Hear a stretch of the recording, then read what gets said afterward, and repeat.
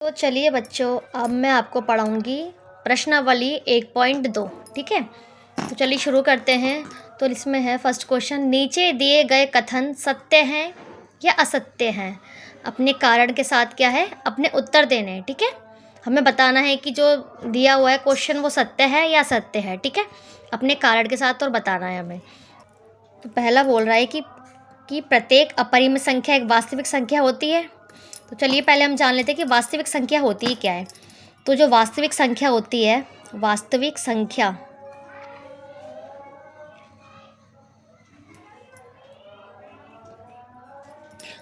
संख्या जो होती है वो दो संख्याओं से मिलकर बनती है। कौन कौन सी? पहला है परिमेय और अपरिमेय। ठीक है, जो वास्तविक संख्या है उसके अंदर परिमेय और अपरिमेय दोनों तरह की संख्या आती है, उसको हम वास्तविक संख्या बोलते हैं। तो क्वेश्चन क्या बोल रहा है कि प्रत्येक अपरिमेय संख्या एक वास्तविक संख्या होती है। तो क्वेश्चन, इसका आंसर जो होगा सत्य है। क्या होगा? सत्य। ठीक है, सत्य क्यों होगा? क्योंकि यहाँ लिख लेते हैं हम छोटी सी जगह में, क्योंकि वास्तविक संख्या के अंदर अपरिमेय संख्या आती है।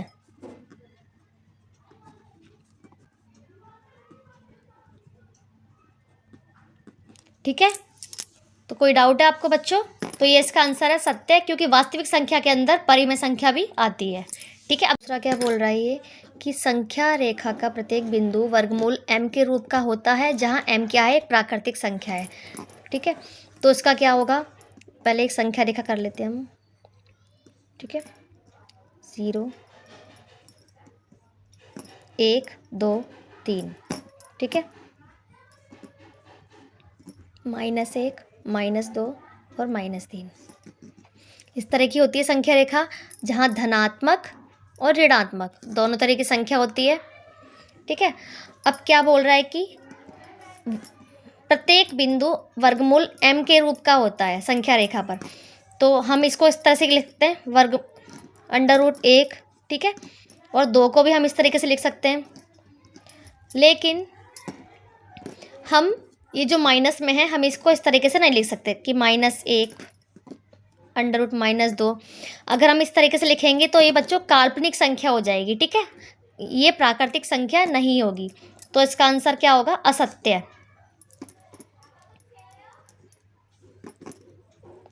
असत्य। ठीक है, क्योंकि संख्या रेखा पर प्रत्येक बिंदु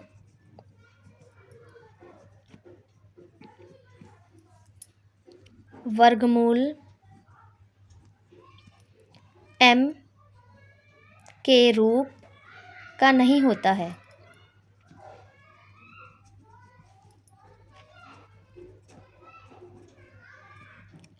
ठीक है बच्चों, तो समझ गए। चलिए अब हम तीसरे क्वेश्चन पे चलते हैं। तीसरा पॉइंट क्या बोल रहा है कि प्रत्येक वास्तविक संख्या एक अपरिमेय संख्या होती है। ठीक है, तो अब मैंने आपको बताया था कि वास्तविक संख्या क्या होती है, जिसमें परिमेय और अपरिमेय दोनों तरह की संख्या आती है। तो चलिए पहले हम देख लेते हैं कि वास्तविक संख्या क्या होती है।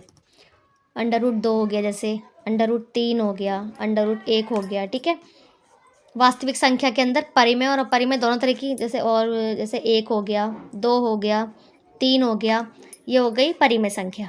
ठीक है, अब क्या बोल रहा है कि प्रत्येक वास्तविक संख्या के अंदर एक अपरिमेय संख्या होती है।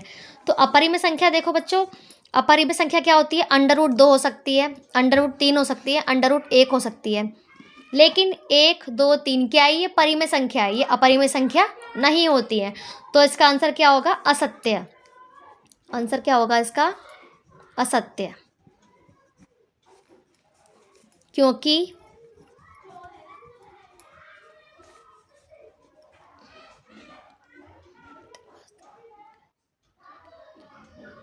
वास्तविक संख्या के अंदर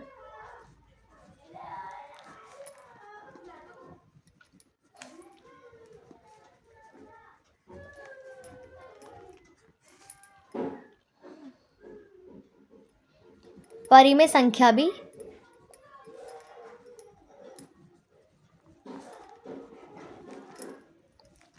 होती है। ठीक है, तो चलिए बच्चों, इसी के साथ पहला क्वेश्चन खत्म हो गया है। अब हम दूसरा क्वेश्चन शुरू करेंगे। बच्चों दूसरा क्वेश्चन देखते हैं। दूसरा क्वेश्चन क्या बोल रहा है, क्या सभी धनात्मक पूर्णांकों के वर्गमूल अपरिमेय होते हैं? यदि नहीं है तो एक ऐसी संख्या के वर्गमूल का उदाहरण दीजिए जो एक परिमेय संख्या है। तो ये क्या बोल रहा है कि क्या सभी धनात्मक पूर्णांकों का जो वर्गमूल है वो अपरिमेय होता है। ठीक है, जो धनात्मक जो सारी जो संख्याएं हैं उनका जो वर्गमूल है वो अपरिमेय होगा, अपरिमेय संख्या। ठीक है, चेक कर लेते हैं।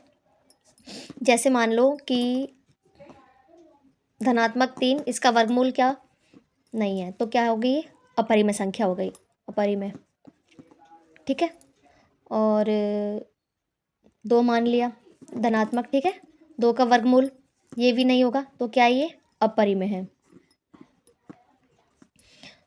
4 का मान लो, 4 का वर्गमूल क्या होगा, 2 होता है, तो 2 क्या है, एक परिमेय संख्या हो जाएगी। ठीक है, अब आप मान लो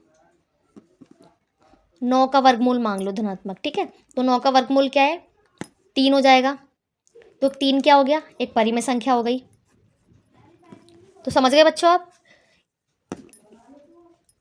तो उसने बोला था कि क्या धनात्मक पूर्णांकों के वर्गमूल सारे जो वर्गमूल निकलेंगे वो अपरिमेय होते हैं? नहीं, इसका क्या है कि आंसर असत्य है।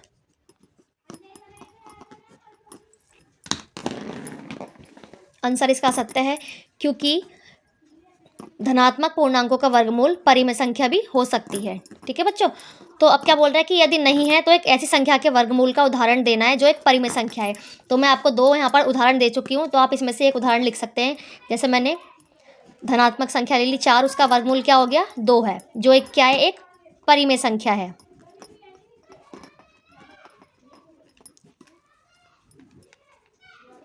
ठीक है बच्चों, तो दूसरा क्वेश्चन आपको समझ में आ गया है। अब हम तीसरे क्वेश्चन पे चलते हैं। तो तीसरा और आखिरी क्वेश्चन है, उसको बताते हैं। तो क्या बोल रहा है कि दिखाइए कि संख्या रेखा पर √5 को किस प्रकार निरूपित किया जा सकता है।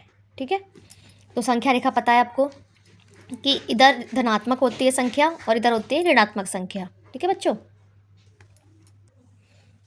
तो अब करना क्या है कि मैंने जो है, आप स्केल की सहायता से या प्रकार की सहायता से जो भी है, ठीक है, आप एकदम इक्वल पॉइंट लगाना। ठीक है, स्केल की सहायता से एक एक उसका गैप दे देना आप।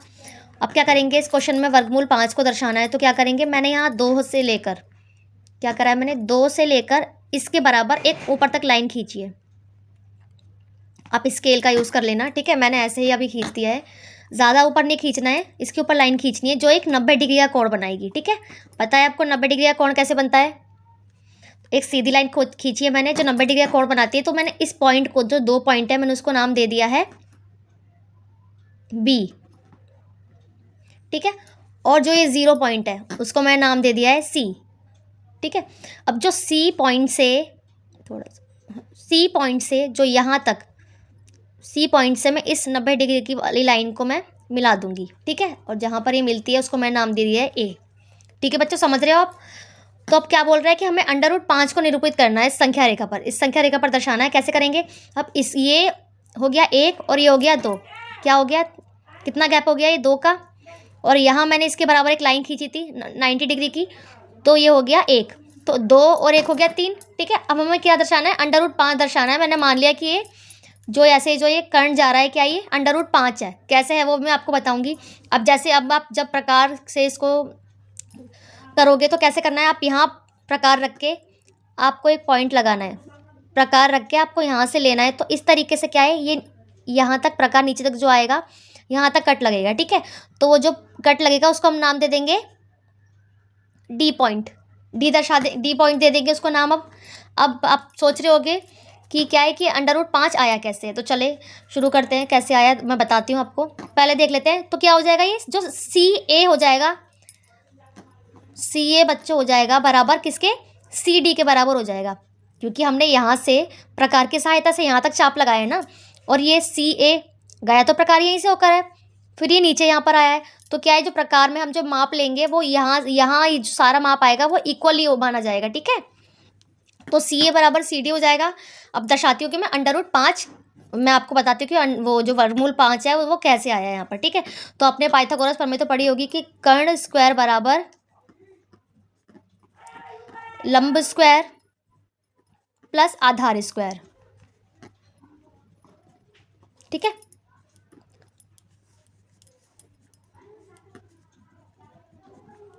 तो लंब स्क्वायर क्या है हमारा, एक का स्क्वायर प्लस आधार क्या है हमारा, क्या आया था, एक, और ये दो का स्क्वायर, ठीक है बच्चों। तो एक का स्क्वायर तो एक ही होगा, प्लस दो का स्क्वायर क्या होगा, 2 दूनी 4। अब इसको प्लस करेंगे, कितना हो गया, 5 हो गया। और ये कर्ण का स्क्वायर, ठीक है। तो अब क्या करेंगे बच्चों,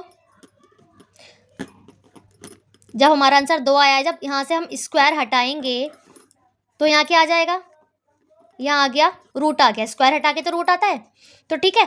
तो इस तरीके से हमारा ये जो है आंसर निकल चुका है कि ये √5 हमने संख्या रेखा पर दर्शा दिया है, ठीक है। तो इसका बच्चों ये आंसर है। तो आई होप आपको ये जो 1.2 एक्सरसाइज है आपको ये समझ आई होगी। इस तरह आप 1.2 एक्सरसाइज खत्म हो चुकी है। आई होप बच्चों आपको ये क्वेश्चन ये अच्छे से समझ आया होगा। तो इसी तरीके से आप मेरे साथ जुड़े रहिएगा ताकि आपको मेरी हर आने वाली वीडियो का पता चलता रहे और आपको सारे क्वेश्चन जो है आसानी तरीके से समझ में आए।